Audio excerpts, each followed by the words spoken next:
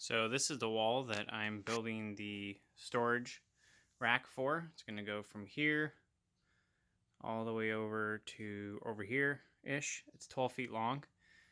It's going to be 2x4 construction and steel EMT pipe to hold the rack.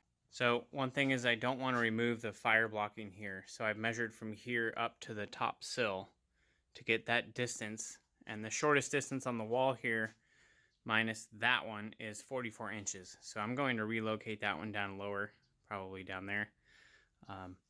So I'm going to cut all my 2x4s to 44 inches. So on the wall that you might be using, you would, find the shortest length, or if it's sheetrocked, you can make it any length you want as long as you hit the studs.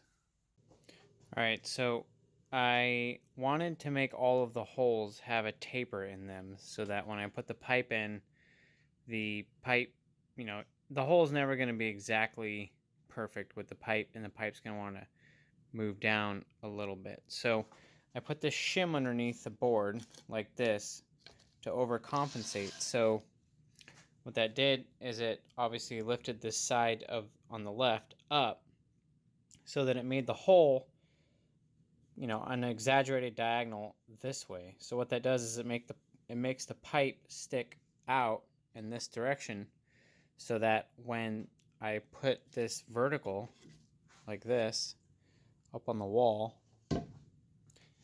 the pipe will have some room to fall down and be horizontal. So if your drill press is fancy enough to tilt the table here, then you don't need the shim. And I'm lucky enough to have that. So this is about a 4-degree angle. I know it says 3.5, but it's about a 4, maybe 3.5. But so I've tilted it, and then I've marked on here 10 inches from the top. I'm going to do 10-inch spaces between here. So I got 10, 20, 30, and 40. So I'm going to go through and drill the holes here and make all the pieces to stick in the wall. So one will go there, and then one will go there, etc. all the way to over here. So it's 12 foot long so that I can put long pieces of wood in that spot.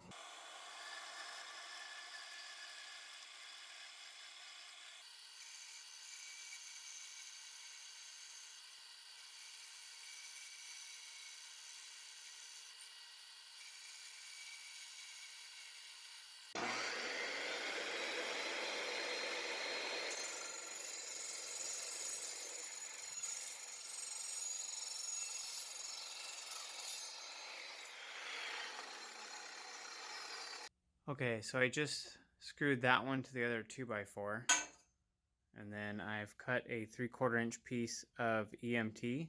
It's electrical conduit.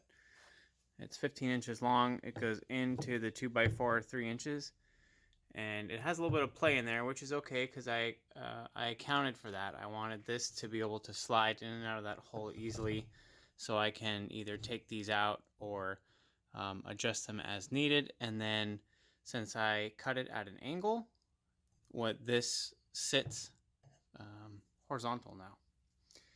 And then here is another one that I just cut.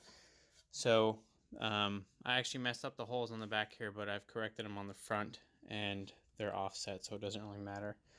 There is a notch that I cut out of here to go around that support that goes on the back side of the 2x4 there. So this slides in up there, and it just slides over that, and I will screw that to the edge. And then I think I'm just going to go every other one, actually, now that I think about it, because every one is a little overkill. All right, so there you have it. All the pipe is up. The boards are up. I did learn something that I'm going to need to do. This is a piece of pine that I actually just wanted to store up there, but it works best if you make a shelf. So I was planning on not making a shelf, but with all the little pieces of wood that I have laying around, I'm going to get some more pine pieces to stick up there.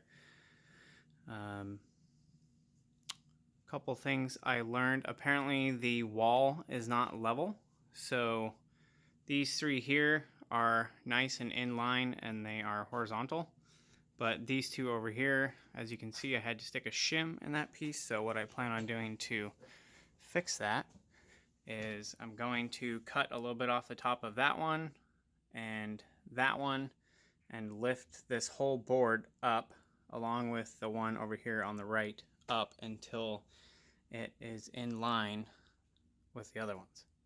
So I had forgotten that the foundation of the garage is not level. So I think it's settled over the years. But other than that, so far it's working great and got all the wood up there. So thanks for checking it out and see you next time.